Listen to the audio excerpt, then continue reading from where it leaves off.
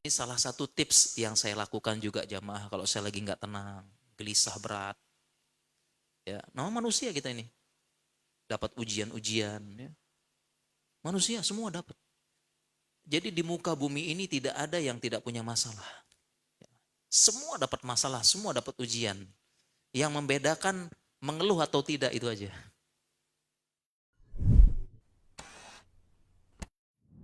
Bismillahirrahmanirrahim.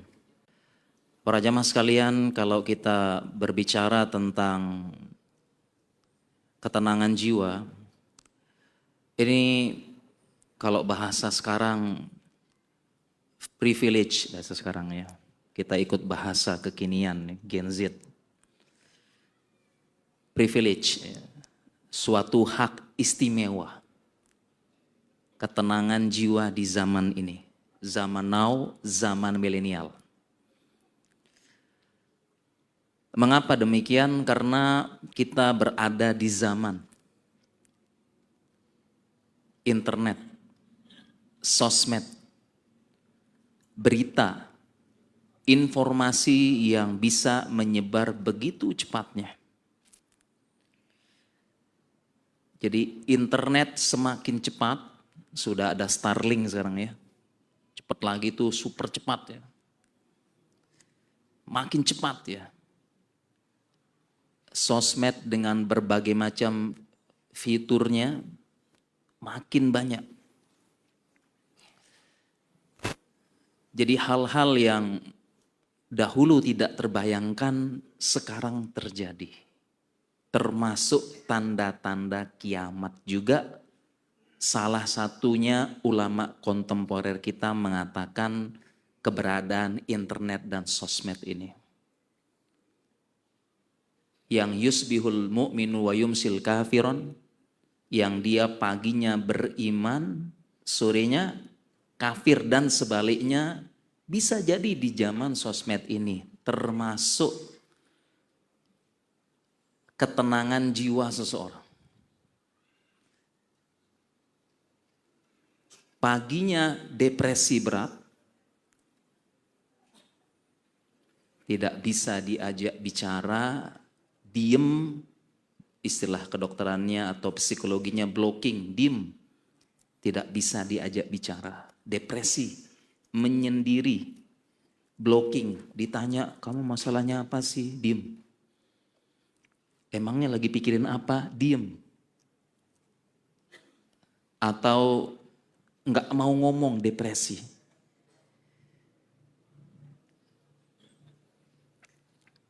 Atau denial, menolak. Kamu ada masalah apa sih? Oh, nggak ada apa-apa kok, insya Allah baik-baik aja. Padahal begitulah. Paginya depresi, diam, blocking, denying. Sorenya cemas, panik, manik. Nah, jadi istilah kedokterannya ada lagi nih, manik kalau tahu ya. Ya, cemas sorenya, gelisah, tidak bisa diam, bolak-balik kesana kesini, harus ketemu orang, keluar di jalan, melakukan sesuatu. Kontras. Ini dalam ilmu kedokteran disebut penyakit bipolar.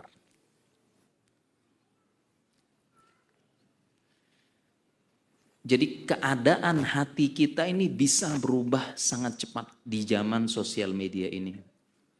Dan inilah yang menyebabkan hati tidak tenang. Karena sosial media. Karena sosial media perubahan mood berubah drastis. Yang paginya tenang, siangnya gelisah. Nanti malam tertawa.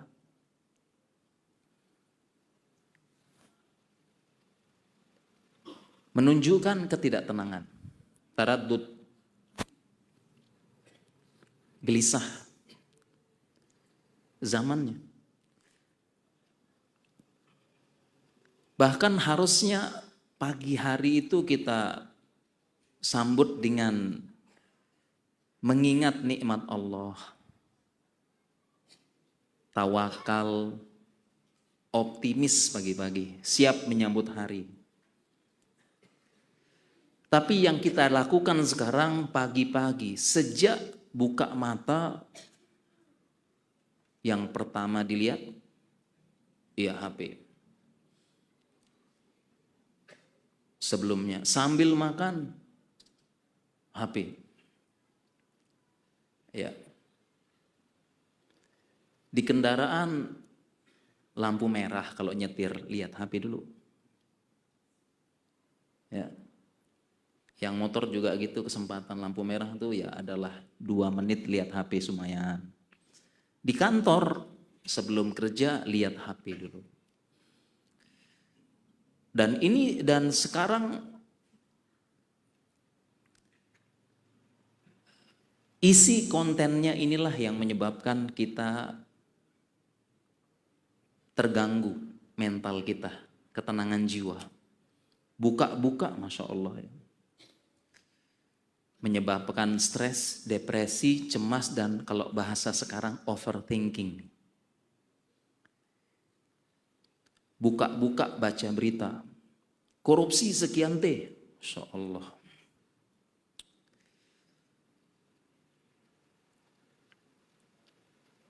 Ya, harusnya untuk makanan, kenapa untuk ini dan itu? Gitu ya. Kan untuk makanan. Tapi beli kaos kaki misalnya gitu ya. Misal gitu. Kan berita ya. Berita ada predator seks. Ya Allah, bertampang ulama. Masya Allah. Berita lagi suami membunuh istri karena kecanduan judol. Marah ketika tidak dikasih. Berita lagi, macam-macam berita.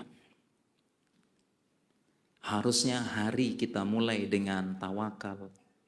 Semua dari zikir bagi petang. Allahumma inni as'aluka ilman nafi'ah dan seterusnya. Keluar rumah bismillah tawakal tuh. Tapi berubah. Mood dan jiwa tidak tenang. Dan kita mengikuti itu semua, yang kita dapat hanya sakit hati. Sakit hati, mau kerja tidak bisa fokus, mau berkarya tidak bisa fokus, mau bermanfaat, tujuan kita beragama khairukum anfa'uhum linnas. Kita menyebar manfaat, tujuan beragama kita gak fokus, sakit hati duluan, kemudian perubahan mood, atau yang kita sebut akibat kebanyakan scrolling adalah brain rot. Mau ngapa-ngapain males, perubahan mood, sakit. Yang kita dapatkan dari terus mengikuti berita-berita itu hanya sakit hati, tidak bisa ngapa-ngapain. Cuma bisa, kalau bersyukur hanya sakit hati, tetapi ada yang cuma mencela, memaki, menghina, memberikan cap, ya, mengecam negara, menjelek-jelekkan negara, dan sebagainya. Hanya itu saja, apakah bisa memberikan solusi? Nggak ada. Jadi benar kata ulama kita, itu hanya wawasan, sekedar tahu, nggak usah diikutin, dicari, scroll terus, nggak ada waktu, habis. Habis waktunya jemaah. Saya pribadi pun, ya, jadi yang paling saya hindari supaya bisa menulis, insyaallah. Alhamdulillah saya dapat taufik dari Allah suka menulis jemaah. Artikel udah ribuan, alhamdulillah, buku sudah puluhan ditulis. Menulis. Ya. Kalau saya buka HP, scroll duluan, baca-baca, setelah itu nggak bisa nulis. Jadi protap saya, laptop di depan, HP nanti. Paling bahasa kita screening cepat. Lihat Jadi baru balas-balas WhatsApp itu biasanya nanti jam 11 ke atas. Sebisa mungkin nggak scroll-scroll dulu. Nanti balas WhatsApp itu jam 11 ke atas biasanya. Diusahakan. Jadi pagi-pagi cuma screening cepat mana kira-kira yang perlu dibalas. Kira-kira mana gitu ya. Ya. Kalaupun buka cuma lihat berita pagi apa udah cukup. Karena kalau scroll terus, saya pernah kok ya, saya juga sama jamaah ya, kadang-kadang kita tergoda. Keasikan scroll, pagi-pagi udah scroll nih. Scroll. Pas mulai pekerjaan nggak bisa. Udah mulai nggak bisa ini. Kok mampet, macet, nggak mengalir tulisan. Kok macet?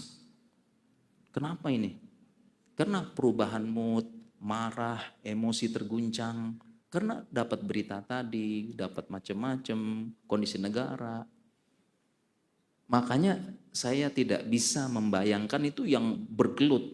Ya, kemudian apa misalnya tentang ijazah palsu, langsung ikutin berita sana, komen sana, mencaci maki. Itu waktunya kira-kira bisa produktif tidak? Atau dalam syariat produktif ini disebut berkah waktunya. Bermanfaat bagi orang lain, diri sendiri dan orang lain. Ingat jamaah, tujuan kita beragama ini kita sebanyak mungkin memberi manfaat kepada orang lain. Tujuan beragama. Makanya salah satu evaluasi kita yang sudah ngaji 5 tahun, 10 tahun, 15 tahun, 20 tahun, evaluasi kita itu sudah belum orang sekitar ini merasakan manfaat keberadaan kita. Apa manfaatnya? Itu tujuan kita beragama.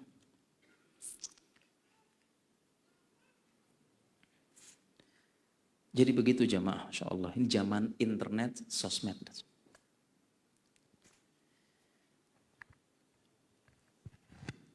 Kemudian itu fenomena ya. Kemudian tentang ketenangan jiwa tadi. Ini privilege jam, bahasa sekarang ya, privilege. Suatu hak istimewa pada orang tertentu. Artinya di zaman ini kalau kita bisa mendapatkan ketenangan jiwa, berarti kita termasuk orang yang beruntung, istimewa. Tenang jiwanya. Di zaman sosmed internet ini, privilege bahasa sekarang. Karena Masya Allah, jadi penyakit mental, gangguan mental, penyakit jiwa di zaman sosmed internet meningkat jemaah. Meningkat, bukan ceritanya lagi, bukan katanya, fakta dan nyata. Baik dari penelitian maupun dari pengakuan teman-teman di psikiater maupun di teman-teman psikolog. Jumlah konsultasi meningkat baik offline maupun online. Sebabnya sosmed internet. Jadi orang yang tenang di zaman sekarang, jiwanya privilege benar-benar yang istimewa banget. Tenang. Zaman pamer, zaman flexing, zaman serba instan, istijal. Seolah-olah kita hidup di zaman kalau tidak dipamerkan kebahagiaan itu berarti enggak bahagia.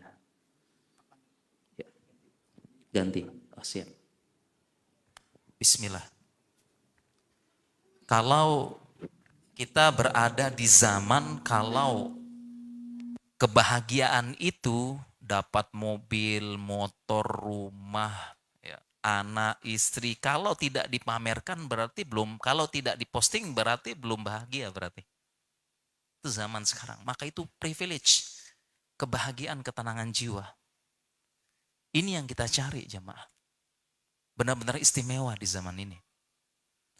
Dan alhamdulillah kita Islam, Muslim mengaji sunnah lagi. Ada dalam ajaran kita. Bahkan untuk mendapatkan ketenangan jiwa itulah tujuan kita beragama jemaah. Kita ngaji, mengganti pakaian kita, penampilan, pakaian menutup aurat, celana di atas mata kaki, kita melaksanakan sunnah, kita berjenggot, ada yang bercadar, ada yang berjilbab besar, kita hijrah, kita ngaji, kita datang ke masjid, ya, kita melaksanakan sunnah. Tujuannya apa jemaah? Tujuannya ya ketenangan jiwa.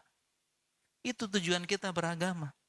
Salah satu indikator dari keberhasilan beragama banyak para ulama sebutkan. Banyak ya kalau kita bahas. Salah satunya adalah ketenangan jiwa, keberhasilan, hasil ngaji kita jemaah. Yang udah ngaji 5 tahun, 10 tahun, 20, ya. Hasil, saya pun berusaha. Ya, berusaha. Yang apalagi kita sudah kenal sunnah, mengklaim paling nyunah misalnya kan. Harusnya yang paling tenang jiwanya. Tujuan kita beragama. Jadi kalau setelah beragama kita nggak tenang, ada yang harus diperbaiki. Baik dari niat kita maupun cara beragama kita. Ketenangan jiwa, privilege. Muslim. Dan semua ada dalam Islam. Muslim, sunnah, ngaji sunnah. Ada, kita yang paling berhak para jemaah. Ada yang perlu dievaluasi. Dan itu semua bahkan kita kembali ke pelajaran dasar-dasar dan basic dalam beragama bahkan. Dasar sekali ini. Ingin jiwa tenang sebenarnya kembali ke basic lagi, basic.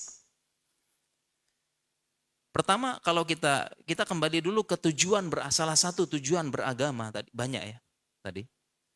Ketenangan jiwa. Salah satunya ketenangan jiwa itu banyak dalil-dalil dalam Al-Quran. Justru beragama yang kita cari itu jemaah. Ketenangan jiwa. Makanya Allah berfirman, فَأَنْزَلَاللَّهُ السَّكِينَةَ فِي قُلُوبِ الْمُؤْمِنِ. Dan Allah turunkan sakinah, ketenangan kepada hati seorang mukmin yang beriman. Kemudian juga kita menikah. Cari tenang jemaah. Kan ayat yang tertulis dalam setiap undangan nikah umumnya ya. Wa min ayatihi an khalaqalakum min anfusikum azwaja. Gimana? Litas kunu ilaiha. Menciptakan pasangan supaya litas kunu ilaiha. Supaya apa? Sakinah, tenang. Jiwa tenang. Dan sakinah pun secara bahasa artinya tenang. Sakinah, tenang. Sakana yaskun. Makanya bahasa Arabnya aina taskun. Di mana kamu tinggal. Sakinah, tenang. Sabat, mustaqor.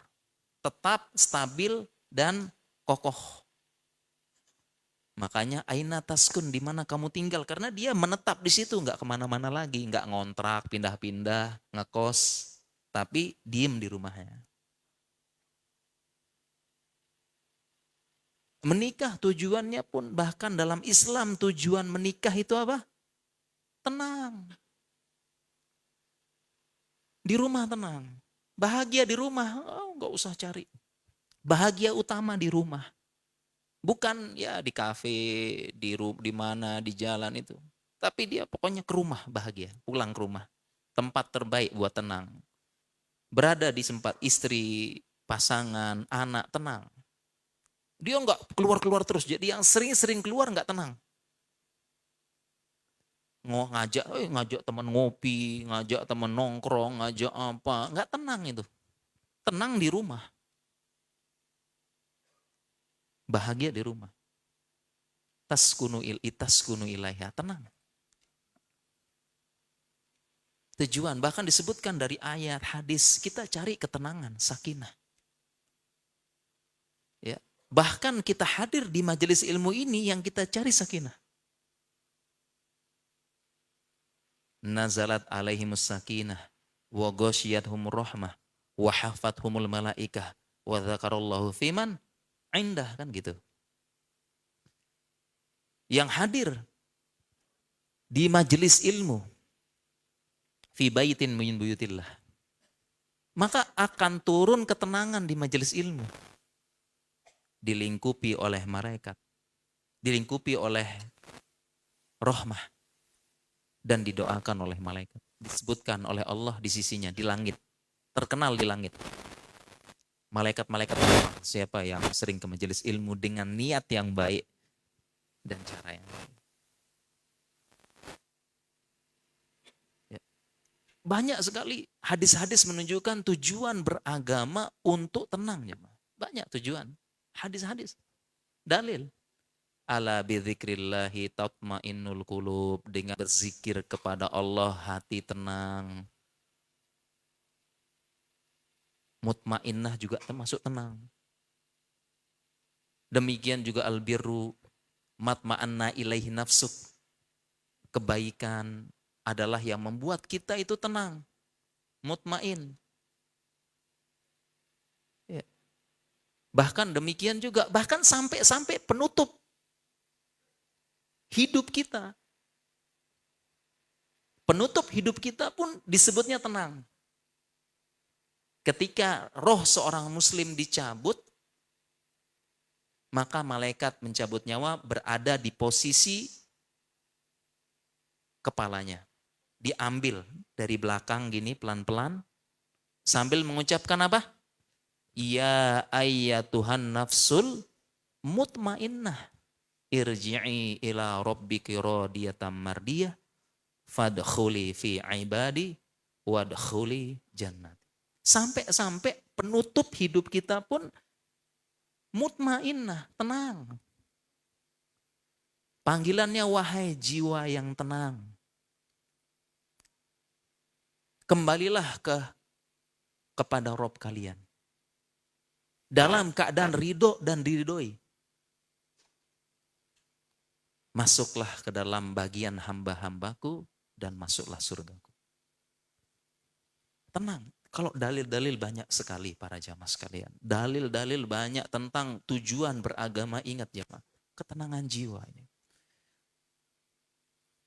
Jadi kita beragama ini untuk apa jamaah? Kita capek ngaji, capek ganti hijrah, mengganti anak antum afwan ahi. Ya. Kalau afwan ahi saya ingatnya buat ini aja, buat kalau ditagih hutang. Ya. Sampai-sampai saya ingat ungkapan guru saya itu, hutang itu dibayar dengan uang, bukan afwan ahi. Ini juga nggak bikin tenang juga hutangnya, Masya Allah.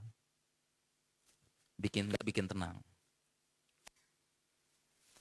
Ya. Sebagian ulama menyebutkan kehinaan di siang hari, zulun bin nahar, wa gomun bil lail. Hutang siangnya hina, malamnya gelisah. Termasuk di zaman ini yang bikin nggak tenang adalah pinjaman online. Banyak sekali jemaah. Nggak tenang. Mudahnya pinjaman online dan riba di zaman sekarang. Saya punya kajian khusus. Ini juga yang bikin nggak tenang di zaman ini. Ulama jelas. Dhulun bin nahar. Hina di siang hari. Hina dia. Kemana-mana serba takut. Mau ketemu orang takut. Ya, mengkerut. Si hina di siang hari. Malam gelisah nggak bisa tidur. Betapa banyak yang kayak begini. Golang, bolak-balik. Ya, sampai Nabi pun sudah mengingatkan dalam hadis beliau, la tukhifu anfusakum ba'da amniha. Sabda Nabi SAW. Janganlah kalian meneror diri kalian sendiri ba'da amniha, setelah aman. Kok sudah aman kalian meneror diri sendiri?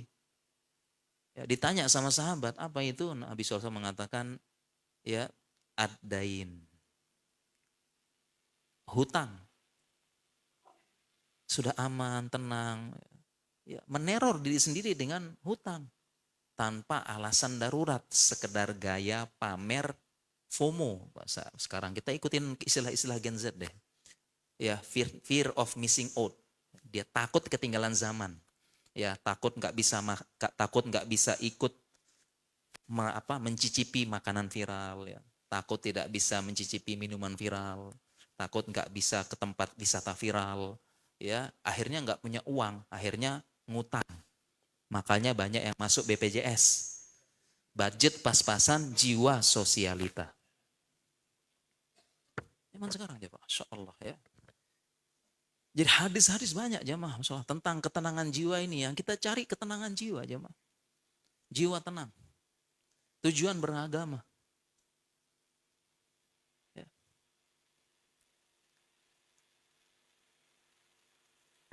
Kita harusnya jiwanya tenang.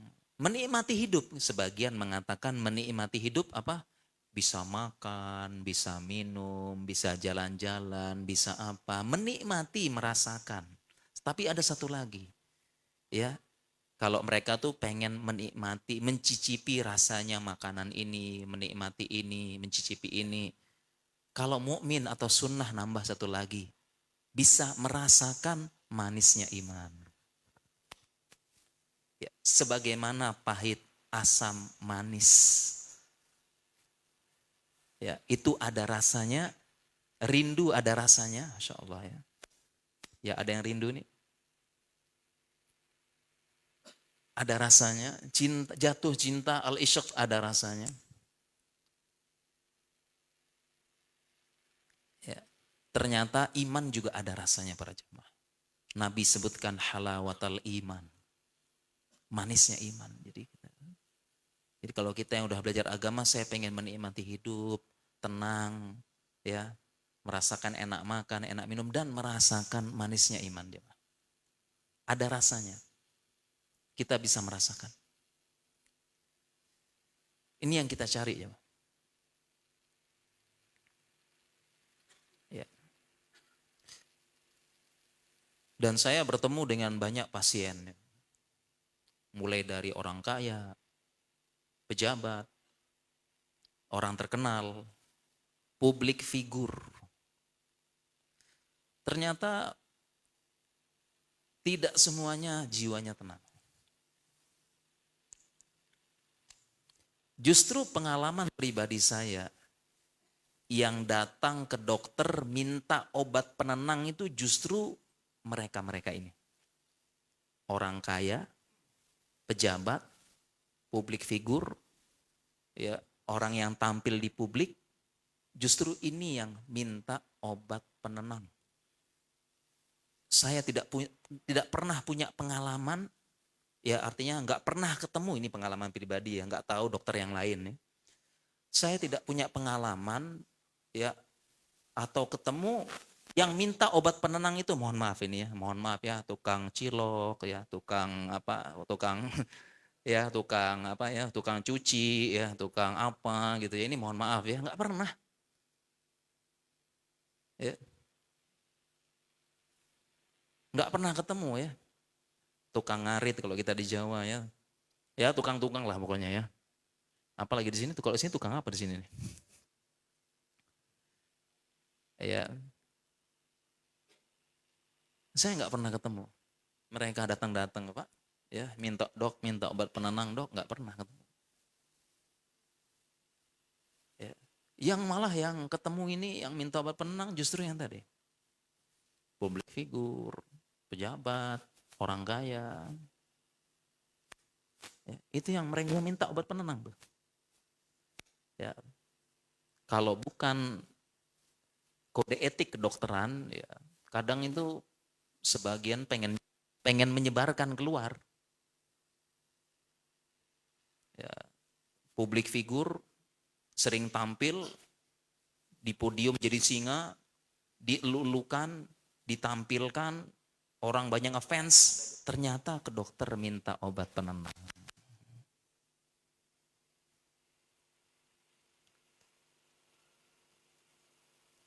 Mirip, ini mirip dengan ayat ini, idza ra'aitahum tu'jibuka ajsamuhum wa iyaqulu tasma' liqaulihim tapi ka'annahum khusyubun musannadah. Idza ra'aitahum, kalau kalian lihat dia, tu'jibuka ajsamuhum, kalian kagum dengan penampilan, wibawanya, hayahnya, gayanya, kagum, Masya Allah, luar biasa, keren, mantap. tu'jibuka ajsamuhum wa iyaqulu tasma' liqaulihim. Kalau sekali ngomong kalian dengar semuanya. Masya Allah, luar biasa, memotivasi, Masya Allah. Tapi ka'annahum khusyubum musannada. Tapi mereka seolah-olah khusyub, kayu tiangnya bangunan, tapi musannadah malah nyandar. Harusnya kayu jadi tiang rukun, penegak, beban bangunan. Dia musannadah malah nyandar. Jadi beban. Insyaallah. Dan sekarang sudah ada mulai seperti ini, di luar hebat, pintar, balik kamar depresi, sedih, nggak tenang. Ada yang salah berarti. Kalau kita, apalagi yang beragama, baik niatnya maupun kita beragamanya. Kan kembali lagi kepada syahadat kita, asyhadu alla ilaha illallah, maksudnya adalah niat ikhlas. Asyhadu anna Muhammad Rasulullah, cara beragama ngikutin Nabi. Kan makanya semua itu tadi kita sampaikan kembali ke yang dasar-dasar lagi.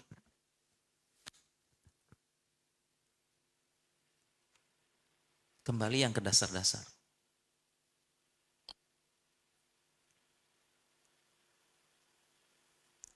Ya. Bahkan kalau kita kembali kepada dalil, kembali kepada dalil, sebaliknya. Ya. Kalau kita tidak beragama dengan baik, niat tidak ikhlas menyebabkan tidak tenang. Kebalikannya juga begitu. Seperti al-ismu mahaka fi nafsika wa karihta ayat tali'a ilain nas. Hadis Nabi. Atau mataradada fi nafsik, ya, sebaiknya namanya dosa itu adalah yang menyebabkan dada bergemuruh. Taraddud, bolak-balik. Dan mengganggu haka fi nafsik, dia mengganggu jiwa. Wa karihta ayat tali'a ilaihin nas, dan kamu takut kalau ketahuan dilihat sama orang. Kaidah dasar. Ya. Demikian juga yuwaswisu fi sudurin nas. Membisikkan was-was di hati manusia. Mungkin nggak tenang. Dan hadis-hadis yang lainnya, Masya Allah, para jamaah ya. Banyak dalil-dalil ya. Kita beragama, tujuan kita tenang. Dan sebaliknya, setan bikin gak tenang. Demikian juga misalnya dalil setan itu yukhawwifu aulia, menakut-nakuti wali Allah, para wali Allah. Yukhawwif, bikin takut, bikin khawatir, bikin takut, bikin cemas. Memang begitu.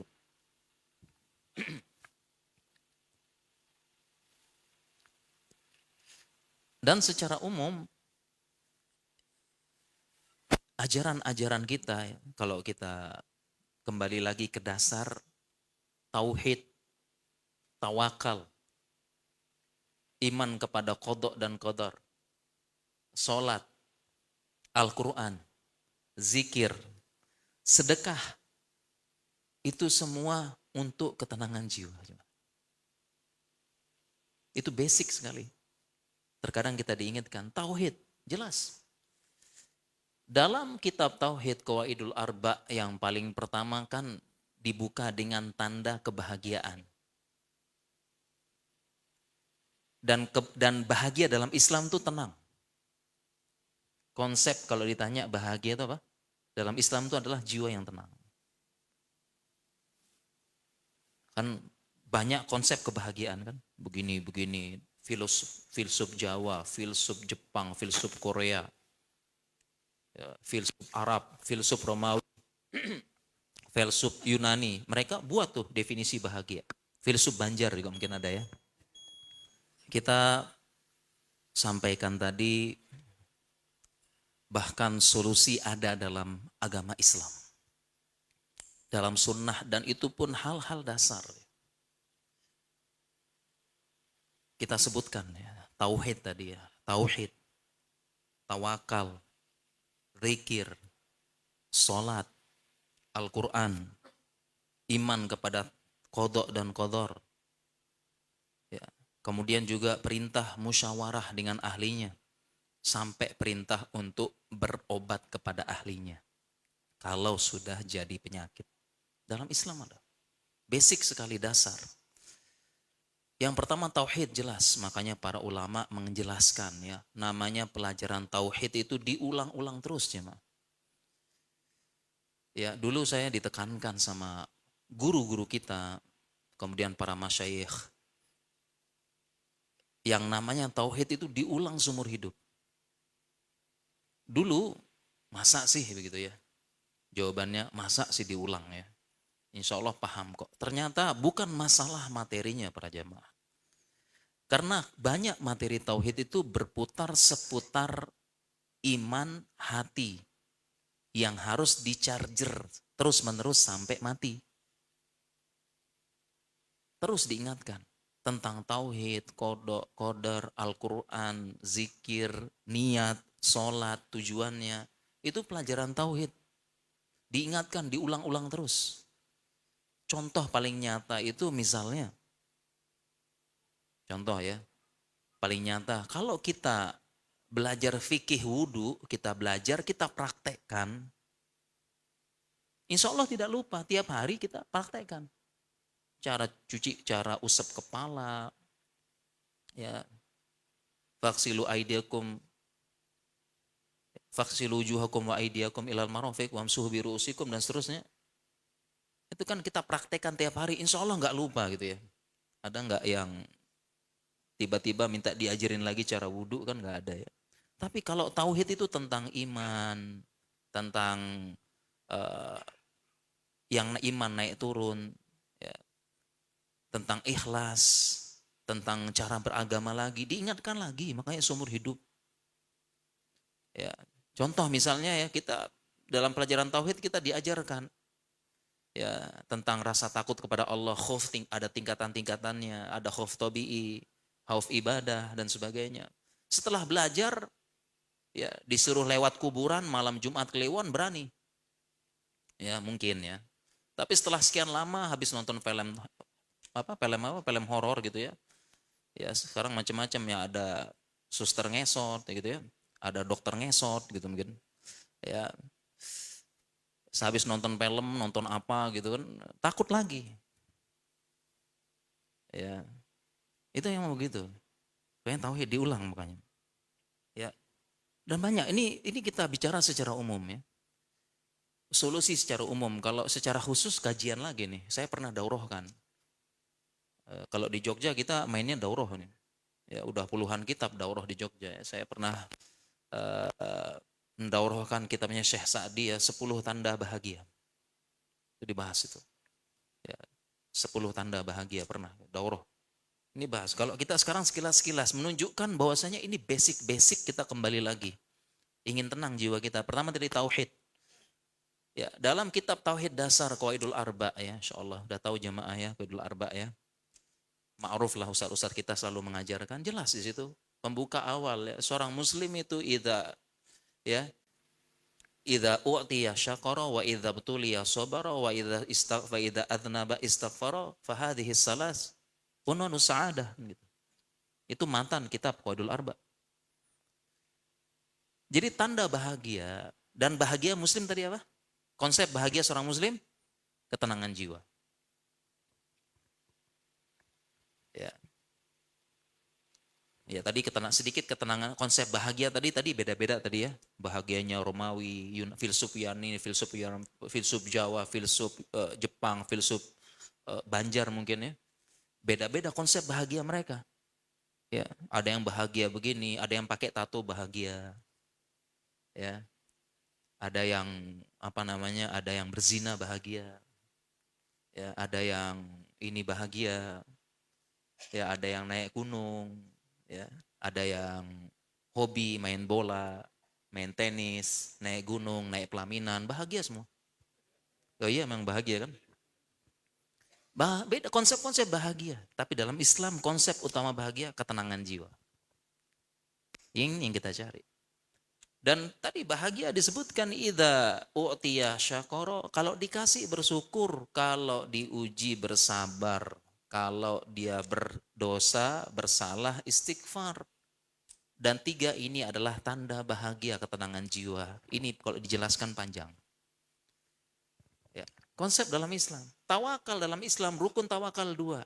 Yang pertama itu adalah akhzul asbab, mengambil sebab. Yang kedua al-mufawadah, menyerahkan hasil kepada Allah. Rukun tawakal 2. Ini bikin tenang. Bikin tenang jiwa. Yang pertama rukun tawakal, akhzul asbab, mengambil sebab, baik sebab kauni, sebab syar'i.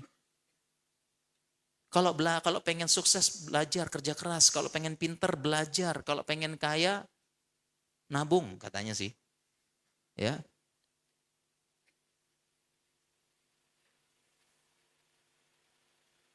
Jadi kita ambil sebab pengen. Kita berusaha. Nah, ya. Kemudian setelah kita berusaha, barulah kita doa sama Allah. Ya Allah, saya sudah berusaha, sudah mengambil sebab. Selebihnya hasilnya aku serahkan pada Engkau. Kalau dapat alhamdulillah, kalau enggak Engkau punya rencana lebih baik. Ya. Ya. Karena aku tahu apa yang aku mau, tapi Engkau tahu apa yang aku perlukan. Serahkan. Dan ini bikin tenang kan? Kalau kita kembali konsep dasar tawakal dalam Islam, bikin tenang hidup. Kalau orang Indonesia kebanyakan melanggar yang pertama, nggak asbul asbab orang Indonesia. Dia tidak mengambil sebab orang Indonesia. Besok belajar, insya Allah tawakal, sukses. Pasrah tawakal. Nggak azul asbab, bismillah. Ya, mau nikah juga bismillah insya Allah. Ya. Tidak mengambil sebab, tidak, pokoknya bismillah dulu.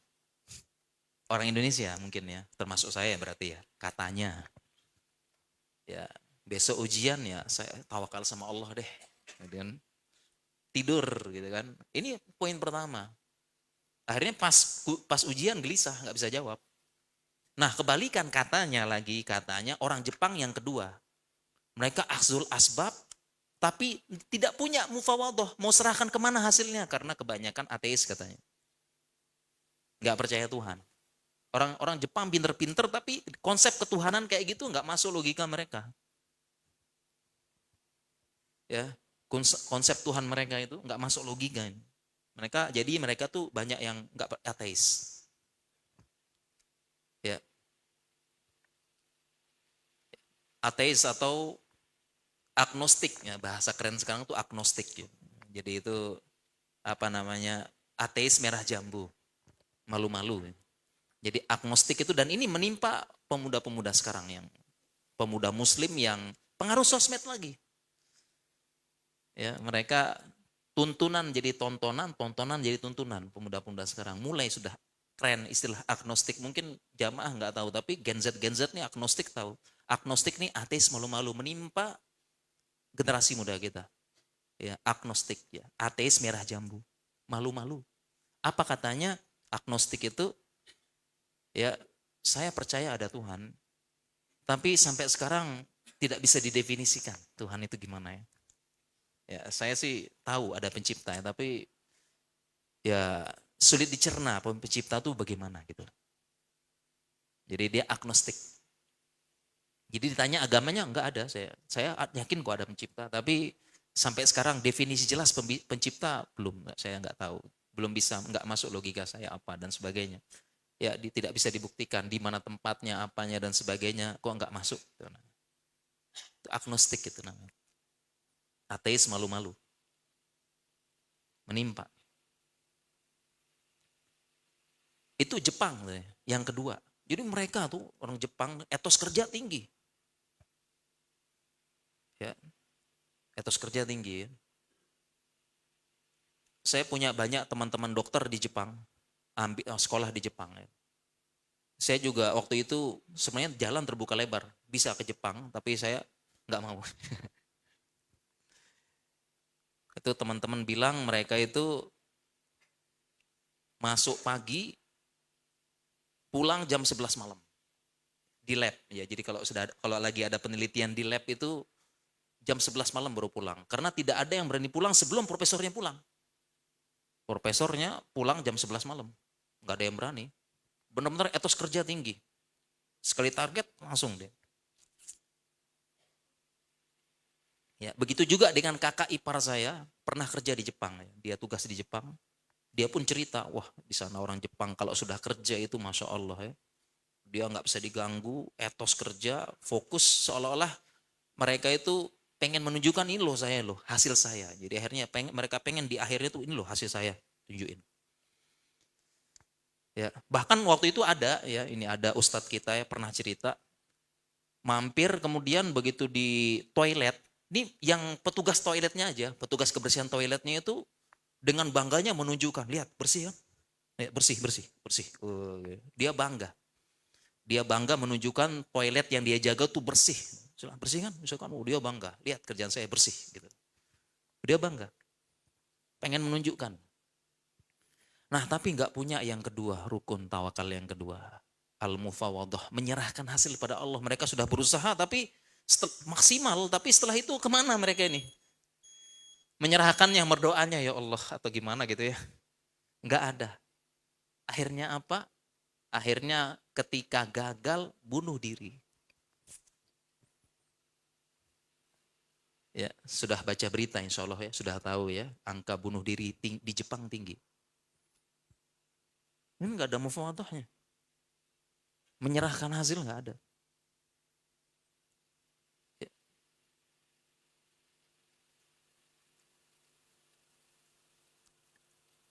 Nah ini kan konsep Islam dasar sekali ya. Harusnya seorang muslim. Ya. Dan yang lain-lain Masya Allah. Ya.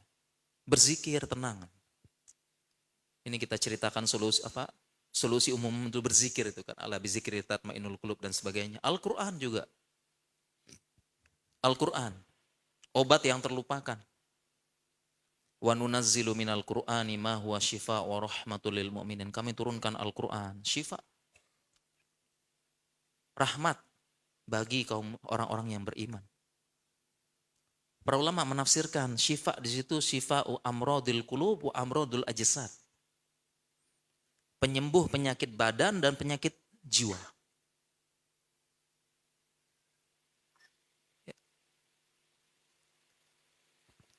Kadang-kadang kita lupa Al-Quran obat yang terlupakan. Termasuk saya juga lupa. Ya, ini saya punya tips jamaah ya. Mudah-mudahan jamaah juga bisa gitu. Ini saya pribadi. Saya tahu tips ini tapi kadang-kadang lupa. Makanya Al-Quran ini benar-benar obat yang terlupakan. Saya tahu, saya pernah praktek tapi kadang-kadang saya dibuat lupa. Banyak maksiat sama dosa. Ya, ini tips ya.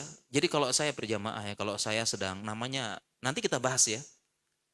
Cemas Cemas, kecewa, sedih, wajar dan normal. Dan ini menimpa para nabi. Jadi wajar. Wajar ya, wajar sedih, kecewa, cemas, mengalami tekanan itu wajar, normal. Dialami oleh Nabi Muhammad SAW dan para nabi. Bahkan Nabi pun disebutkan dalam Al-Quran, fala'allaka ba'ihun nafsak ala atharihim. Ya. Ba'ihun nafsak, ya bisa jadi engkau tertekan jiwamu oleh apa yang mereka ucapkan. Wahai Nabi Muhammad SAW. Jadi Nabi juga mengalami tekanan. Nabi Musa juga cemas. Khaifa yataraqqab. Ketika membunuh suku Kipti, khaifa yataraqqab, dia cemas, takut. Nabi Yakub sedih. Sedihnya benar-benar sedih. Sedih yang mendalam, sedih yang mendalam. Ya. Sampai wabyaddat ainah wa huwa qaum. Apa? Matanya memutih karena seringnya nangis. Itu dalam Al-Quran. Sedihnya Nabi Yakub. Wajar. Kita wajar. Jadi itu episode kehidupan. Sedih, khawatir, cemas, mengalami tekanan, wajar. Yang tidak wajar kalau sudah berlebihan dan berlarut-larut. Nah, ini baru. Akhirnya dibiarkan terus-menerus, jadilah namanya gangguan mental. Kalau dilanjutkan terus lagi dibiarkan, jadilah penyakit mental. Nanti kita jelaskan apa beda gangguan dan penyakit mental. Gangguan mental, penyakit mental apa? Dua hal yang beda. Wajar. Jadi wajar jamaahnya kita sedih, cemas. Manusia, Nabi aja merasakan. Ustadz, saya tertekan jiwa saya. Nabi Muhammad SAW disebutkan, silakan buka. Bahi'un nafsak disebutkan. Ya, mengalami tekanan. Bahkan Nabi SAW pun pertama kali menerima wahyu itu takut. Manusia beliau. Takutnya sampai gemeter. Ya, minta diselimuti. Nabi, wajar. Jadi wajar jamaahnya kita cemas, depresi. Itu episode jangan depresi jangan ya. Iktiab jangan ya. Cemas, ya khawatir, ya. Kemudian gundah sebentar. Ada tekanan, kita merasa tertekan. Wajar, normal. Episode kehidupan. Kita kembali ke yang Al-Qur'an tadi. Ya. Saya punya tips ya, ini mudah-mudahan cocok buat jamaah. Kalau saya sih alhamdulillah ya. Cuma masalahnya taufik Allah itu yang bikin saya lupa gitu ya. Tidak dapat taufik gitu ya. Jadi kalau merasa khawatir, cemas, gundah, itu saya ambil Al-Quran, kemudian saya baca 10 sampai 15 menit dengan suara keras, agak keras. Ya, agak keras yang saya bisa dengar suaranya. 10 sampai 15 menit. Nah, kalau saya pribadi ini alhamdulillah mujarab. Ya, tiba-tiba setelah itu tenang. Ya, tenang, dan setelah itu mengambil akhzul asbab, mengambil sebab-sebab ketenangan. Ya, meninggalkan tempat yang bikin cemas, keluar, musyawarah, ketemu dengan teman-teman yang baik, circle yang baik, dan begitu caranya. Al-Quran jemaah, kadang-kadang kita lupa dengan hal-hal basic kan. Al-Quran bikin kita tenang, lupa kita. Ya, obat yang terlupakan, makanya saya tekankan Al-Quran ini obat yang terlupakan. Sudah kita tahu tapi lupa. Terlupakan. Demikian juga hal-hal basic. Apalagi habis Al-Quran. Salat. Ini hal-hal basic. Ya. Hal-hal basic ya. Nabi SAW bersabda, Ju'ilas sholatu qurrata a'yun li. Dijadikan sholat itu sebagai penyejuk mataku. Bahkan Aisyah mengatakan, Nabi kalau menimpa suatu hal yang berat, sholat. Nabi Muhammad SAW kalau menimpa suatu yang berat, dia sholat, beliau sholat.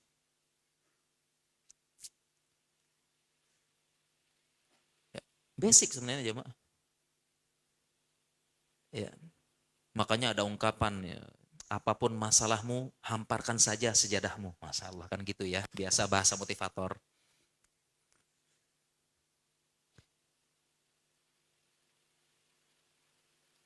Emang benar hadis Nabi ya, kita muslim ya, muslim kita mah motivator kita hadis.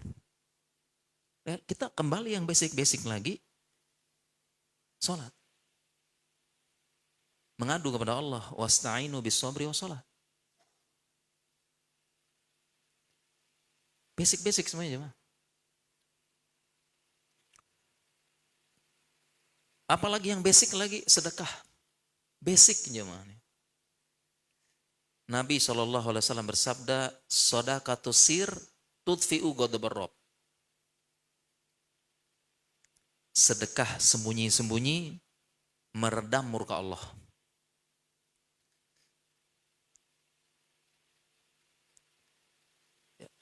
Mungkin kita nggak tenang. Jangan-jangan Allah murka ini. Karena kita udah ngaji, udah tahu. Tapi kita ini ata'murun nasa bil birri wa tansawna anfusakum. Wa antum tatlunal kitab. Ya, nasib kita kayak begini. Nasib kita ini udah ngaji, udah paham agama, udah hafal dalil, dan kita bahkan dakwah. Atamuruna nasa bil bir. Memerintahkan manusia berbuat baik tapi melupakan diri kita sendiri. Justru kita yang melanggar. Padahal kita baca Al-Quran tiap hari. Wa antum tatlunal kitab. Jangan-jangan Allah marah sama kita ini. Kita udah ngaji, udah kumpul sana sini, ilmu datang tiap hari. Ya. Ilmu datang lewat WhatsApp, lewat postingan, lewat apa. Datang tiap hari ilmu, banyak ilmu tersebar zaman ini. Ilmu murah, bukan murah ya. Ilmu yang mudah zaman sekarang ya. Ada positif, ada negatifnya. Positif ilmu tersebar ya. Tapi berita kurang baiknya kadang-kadang keberkahannya nggak ada. Justru kita bersyukur ya, saya pribadi bersyukur mulai kenal sunnah tahun 2000-an. Sekitar ya saya SMA itu berapa ya, 2001. Udah mulai kenal sunnah, udah mulai tahu cingkrang apa gitu ya. Udah mulai tahu sunnah ya. Jadi itu yang kita cari. Ya. Kita percepat jamaah ya nih, kok belum sampai, ini udah jam 8 tapi kesehatan mentalnya kok belum dibahas ya. Sebabnya belum ya. Kita lanjut atau gimana jamaah nih? Katanya sampai jam 8. Lanjut materi atau tanya jawab? Kita belum masuk ke kesehatan mentalnya lebih dalam. Lanjut ya jemaah ya. Oke lanjut. Kalau gitu kita ngopi dulu ya. Afan. Baik kita lanjut tadi. Sholat tadi jemaah ya. Sholat. Masya Allah ya. Yang terlupakan. Kan sholat. Nabi jelaskan Nabi kalau ada sesuatu yang berat sholat katanya. Aisyah. Kita udah ngaji gimana nih? Ya, hal-hal basic kadang kita lupa. Ya. Demikian tadi juga sedekah meredam murka Allah. Jangan-jangan Allah murka sama kita nih, Insya Allah. Ya. Apalagi saya, kadang-kadang saya khawatir, jangan-jangan Allah murka. Saya ceramah sana sini ngomong dulu, tapi saya banyak melanggar.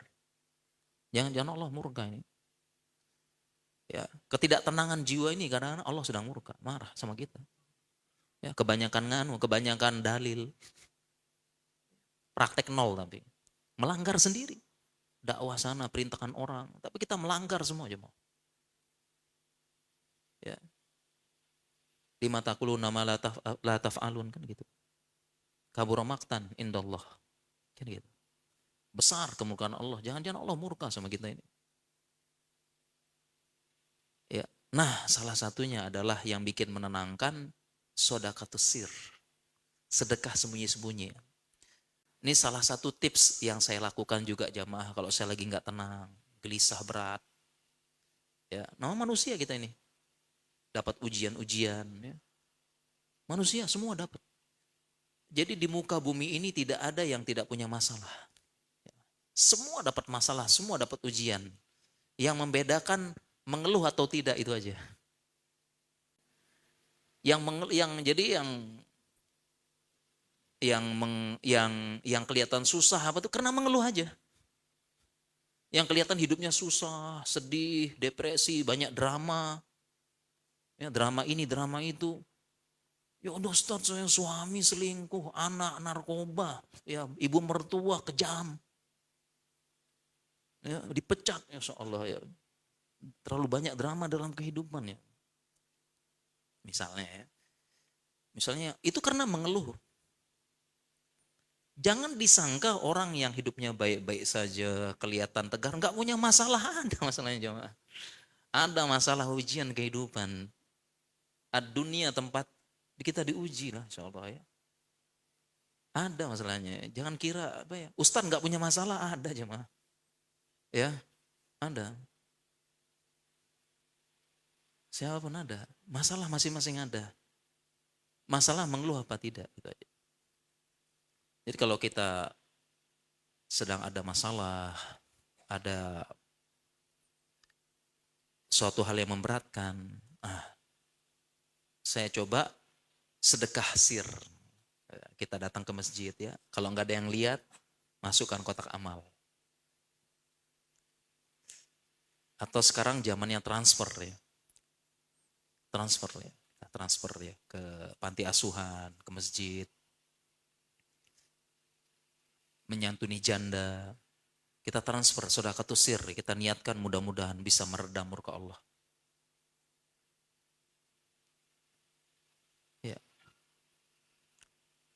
sedekah. Jadi itu basic-basic semua mengantarkan kepada ketenangan jiwa.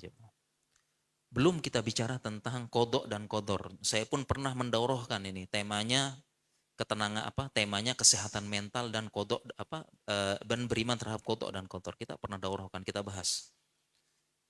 Ya, kitab tentang kodok dan kodor, bagaimana beriman kepada takdir bisa menghilangkan depresi, cemas, khawatir dan membawa kepada ketenangan jiwa. Itu kan basicnya mah. Semua basic. Dan itulah tujuan. Demikian juga dengan musyawarah. Ada punya masalah, mesti dimusyawarahkan, jangan dipendem, jangan di denial. Islam musyawarah. Disunahkan musyawarah. Karena kebanyakan penyakit mental, gangguan jiwa, karena masalahnya dipendem sendiri, tidak mau cerita, tidak mau dimusyawarahkan, tidak punya tempat nyaman bercerita, tidak punya tempat nyaman bermusyawarah, tidak punya support system yang bagus kalau bahasa kita ya. Akhirnya dipendam sendiri, jadi kebanyakan penyakit mental, sinting, gila, miring, apalagi tuh, ya error gitu ya. Itu adalah kenapa? Itu karena dia itu punya masalah, punya sesuatu yang dipikirkan, dipendem, tidak diceritakan, tidak dimusyawarahkan, tidak dicari solusi bersama, nggak punya teman curhat. Akhirnya ya dipendem, akhirnya tunggu meledak saja. Ya, ini bahasa mudahnya kenapa orang bisa kena gangguan jiwa, stres, depresi, gila, sinting, miring, bahasa sekarang bipolar, ya terus HDAD, ya NPD, apa ini itu karena dia nggak punya teman diskusi aja, nggak punya teman cerita, nggak punya teman musyawarah, dipendam sendiri, nggak punya support system, ya nggak punya. Harus ada teman cerita, musyawarah harus ada, support system yang baik, teman-teman yang baik, musyawarahkan. Dan Nabi SAW pun demikian.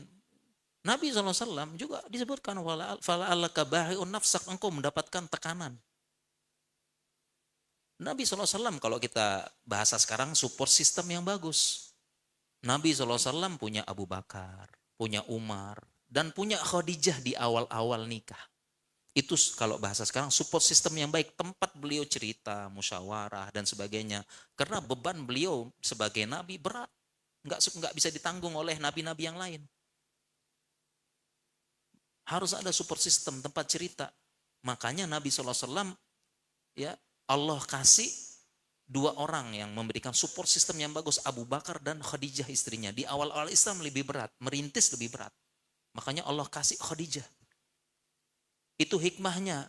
Nabi SAW sebagai ulama tarikh ya, Nabi SAW menikahi mendapatkan istri Khadijah. Dan Khadijah ini janda dua kali. Jadi Nabi SAW suami yang ketiga. Hikmahnya kenapa salah satunya Nabi SAW menikah dengan janda. Suaminya sudah dua sebelumnya karena Khadijah sudah berpengalaman menjadi istri yang baik. Sudah tahu bagaimana mendukung suami, support suami, bagaimana memahami suami, melayani suami, udah paham. Karena dia akan mendampingi makhluk termulia di muka bumi dan mendapatkan tekanan-tekanan yang berat. Ya. Makanya itu hikmahnya ya beliau ya janda yang sudah berpengalaman. Salah satu hikmah, support system yang bagus. Ya. Itu hikmahnya. Udah Khadijah udah pengalaman. Bagaimana cara support suami. Dan bisa jadi beda ceritanya kalau nikah sama gadis. Ya kan? Kita aja misalnya baru nikah, gadis, kemudian masih berbunga-bunga, ya, masih main perasaan. Kalau janda kan sudah logis dia. Makanya kan dia ketika dinikahi apa? Terus takmar diminta pendapatnya. Kalau gadis kan dia setujunya antaskut diem. Kalau karena gadis itu masih pakai perasaan. Kalau janda sudah pakai logika, ya popok mahal, susu mahal, makan tuh cinta kan gitu dia. Kalau gadis enggak, dia berbunga-bunga, pangeran, bersayap, berjenggot, jemput. Nah, kan gitu dia, beda kan. Ya, jadi jangan sampai nanti kalau kita aja ya pergi kemana gitu kan ya, pergi keluar kota kan kalau masih gadis kan kangen bang, gini cepetan pulang gitu ya. Bisa jadi mungkin ini bisa jadi misalnya kita kemana ini ya. Nabi SAW bertahanus gua Hiro. Alhamdulillah Khadijah paham. Kalau istrinya gadis beda cerita. Tahanus sekian hari di gua Hiro beda cerita kalau gadis. Ya tidak? Ya. Nah, itu hikmahnya, support system yang bagus. Jadi kita cari support system yang bagus. Musyawarah. Bahkan Nabi SAW, sebagian ulama menyebutkan puncak tekanan beliau. Puncaknya ya, ujian beliau, ujian adalah tekanan. Puncaknya adalah di tahun 10 kenabian. Puncak ujian beliau, 10 tahun 10 kenabian. Sampai-sampai ulama tarikh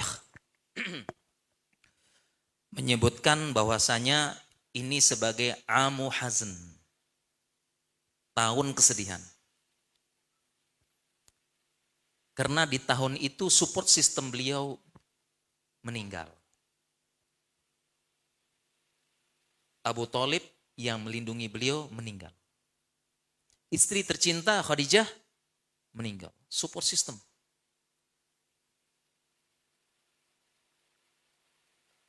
Semakin Abu Thalib meninggal semakin diganggu. Khadijah teman curhat. Teman cerita 24 jam. Selalu sedia. Teman diskusi.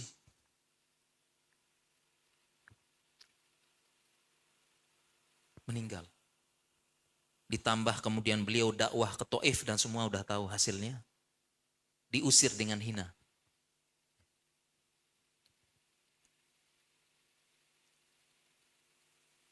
Maka di tahun ini jugalah sebagian ulama tarikh mengatakan Nabi SAW itu Isra dan Mi'raj.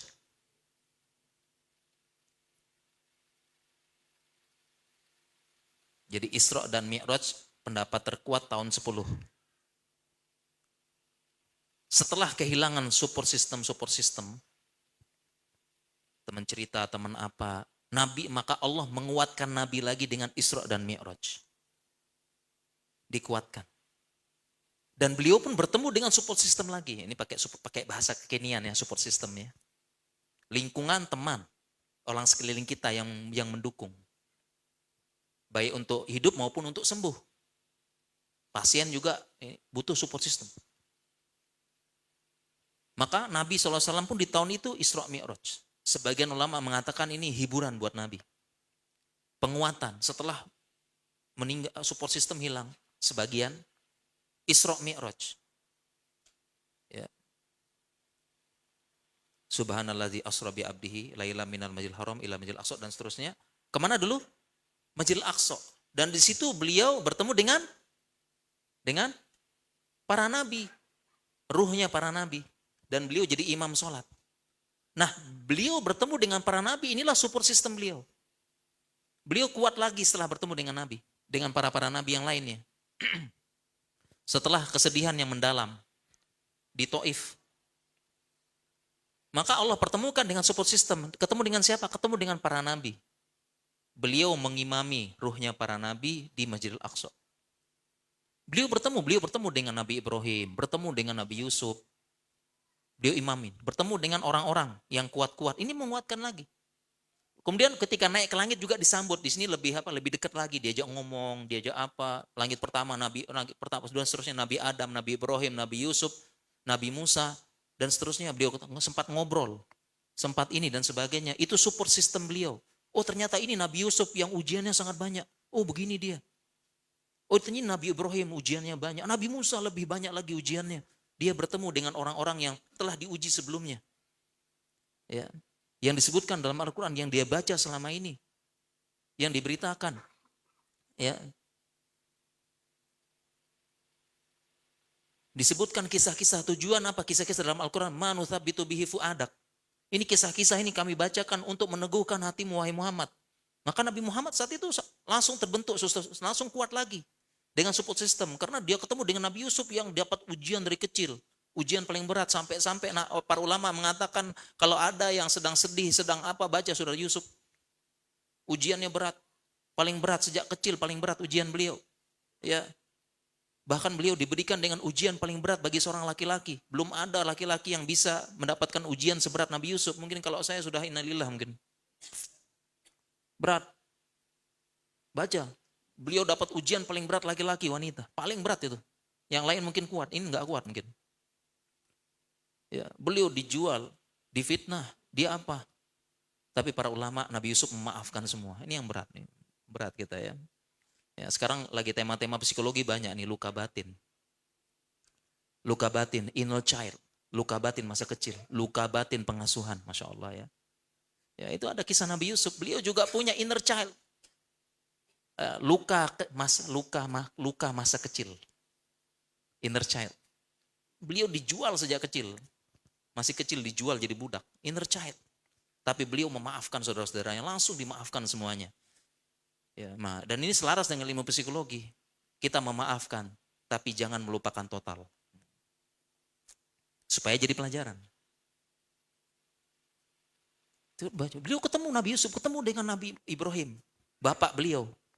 Bapaknya para nabi, kuat lagi beliau. Ya, karena kalau yang pas Isra Mi'raj ketemu secara general. Ketemu para nabi, oh ini yang sudah diuji sama Allah berhasil semua. Saya harus kuat kan begitu. Ketemu dia. Para nabi sekian. Jumlah nabi dalam hadis 125.000. Jumlah Rasul 313 atau 315 atau 300 sekian belas. Itu jumlah Rasul. Jumlah Nabi 120 sekian ribu. Beliau ketemu, oh ini ternyata nih mereka telah diuji. Ada yang Nabi Yahya dibunuh, Nabi Zakaria dipenggal, ini dan sebagainya. Udah ketemu beliau. Kuat lagi. Ketemu di langit, ketemunya ngobrol, begini ngobrol, disambut apa, kuat lagi. Dan paling terakhir berjumpa dengan Allah. Ya, dan ini puncaknya. Ngobrol langsung dengan Allah, kuat lagi. Support system yang bagus.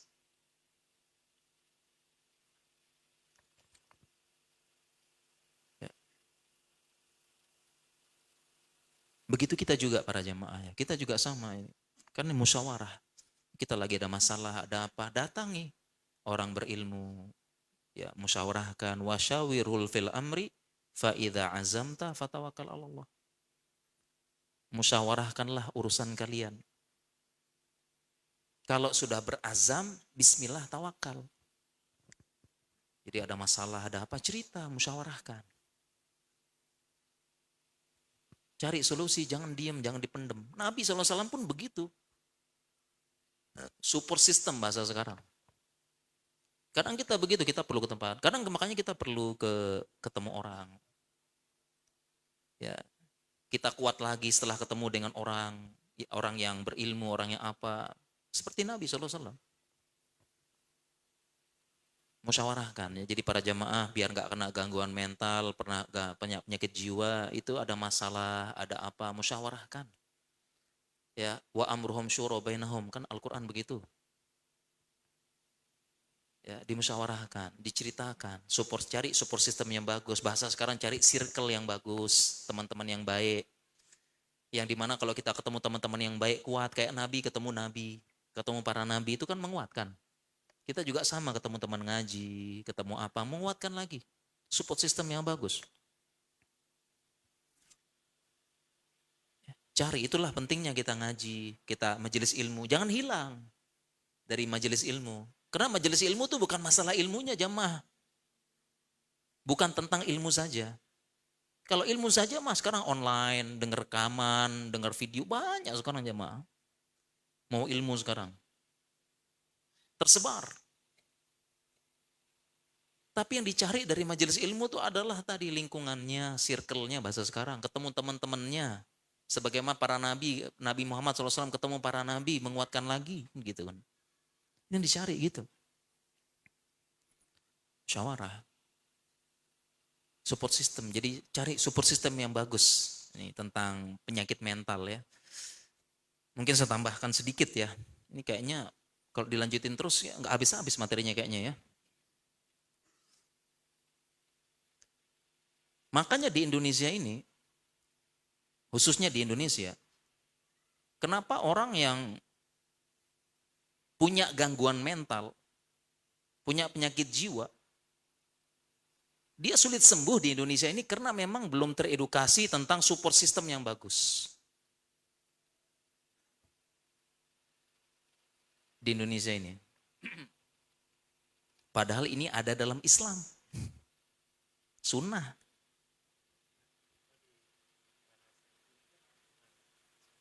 Jadi kalau ada orang yang punya gangguan jiwa, gangguan mental ya. Ya mungkin kalau zaman sekarang bapak-bapak itu banyak gangguan mentalnya itu stres berat karena apa-apa mahal. Ya, jadi